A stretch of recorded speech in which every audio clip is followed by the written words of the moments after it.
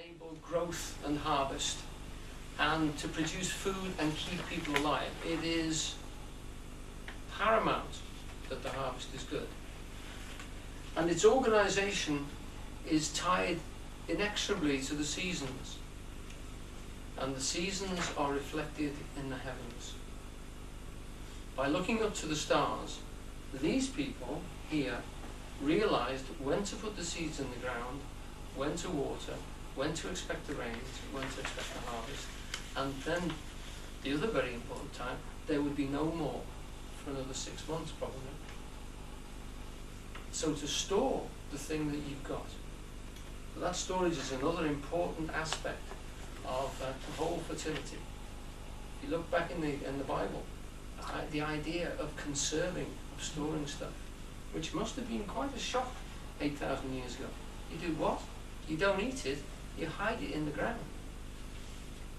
Amazing. Mm-hmm. And there is a time for doing that. Whole section of the Bible. Time for harvest, time for planting, time for season. How did they know it? They looked to the stars.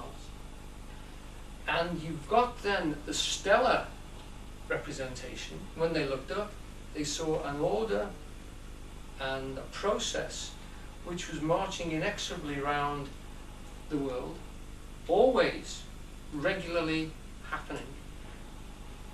It doesn't vary, but it does very slightly.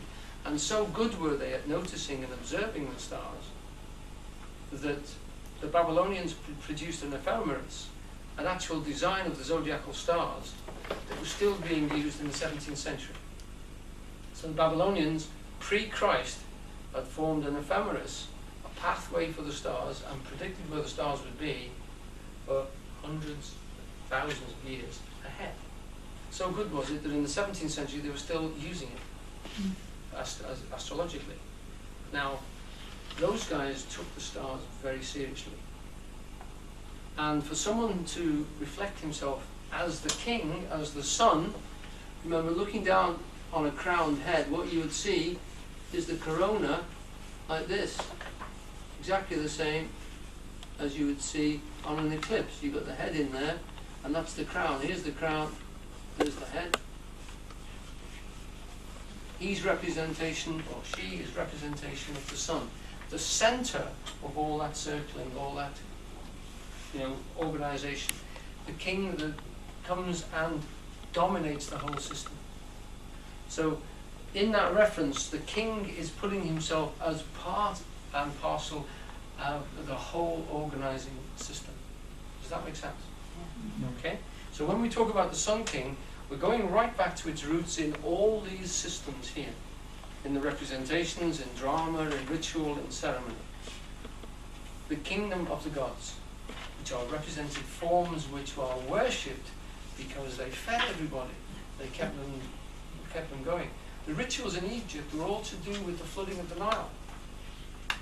The processes which were fundamental to their existence. Because we've got this strange concept in Egypt that the rains happen many, many miles away, and you don't know about the rains at all, and suddenly the water comes gushing down from the no place and fertilizes all your land. So you've got to know exactly when it's going to happen. Otherwise, you can starve, or you can drown. It's that bad. So the processes become very, very important to these people. And so they were studied. And once the stars are looked at and seen how regular they are and predictable they are, they become a pathway, if you like, a way which is pristine and pure compared to what's going on the earth. This is where organization happens, chaps. It's as regular as clockwork. It's a big clock. And we still measure time by circulation in that sense. It's a regular rounded clock, and it was the only clock that they had. And they got into the clockwork nature of it so well that they could predict into the future where the stars would be. They even knew about the sidereal shift, so that they were fairly savvy characters. Okay? Have you got a reader for this and therefore?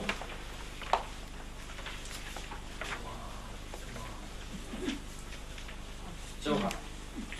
And therefore is the noble planet Sol, in noble eminence enthroned and sphered, amidst the other whose medicinal eye corrects the ill aspect of planets even, The posts like the commandment of a king, sun's check to good and bad. The sun shines on the good, on the righteous and the unrighteous is exactly what Shakespeare is paralleling there.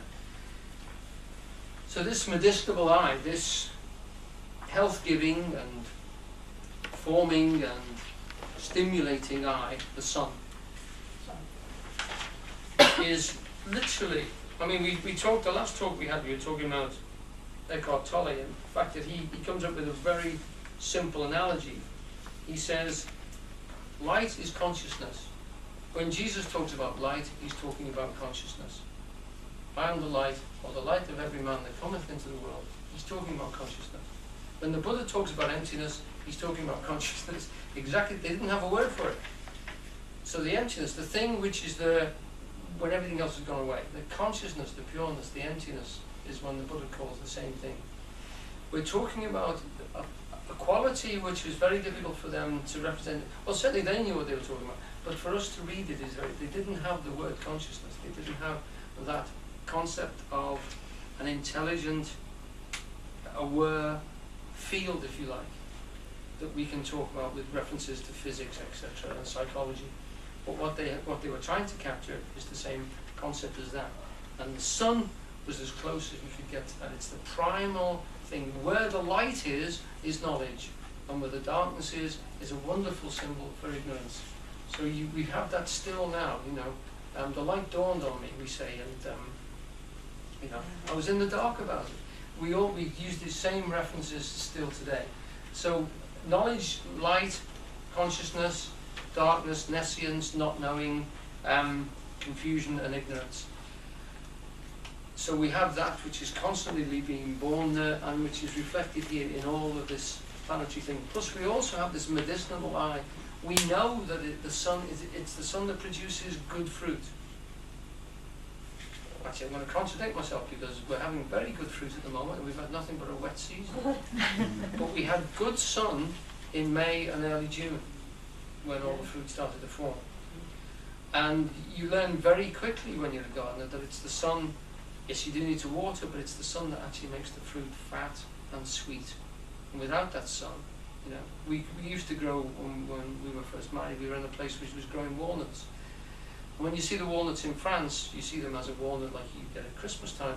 The walnuts we got never did anything other than stay green. So we used to have to make pickled walnuts every year because they never actually turned brown in the sun. We knew because we didn't get the sunlight. We know that the best wine comes from the places where sun is predictable and regular and pretty hot. So that France is struggling against places like Chile and stuff. It's reported to be bringing in wine from Spain and Portugal and mixing it on because it isn't getting the sunlight it used to get. So we know that the sun actually has a distinct effect on plants. It produces strong, fat, rich plants. With water, of course. It can be too strong, it can be too harsh. It can be quite a bitter burden to bear. Certainly in Turkey and Iran and around the places where these concepts were first being formed.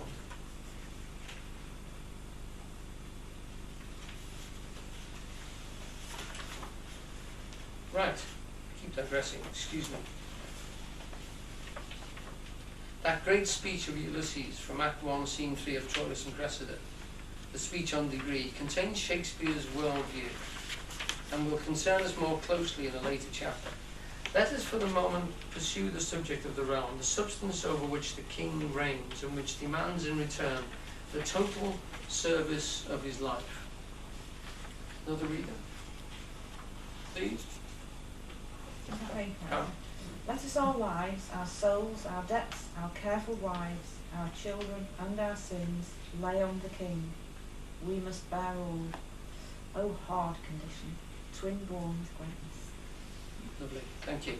That's the king speaking there. Let us, our lives, our souls, our debts, and he's describing the way people turn and lay all these responsibilities onto the king. It's his job to look after us. Henry V knows full well that the conditions of noblesse oblige, and although he may in public soliloquy affect to groan under the burden of his crown, he does not anywhere announce that he will yield it up. It is his function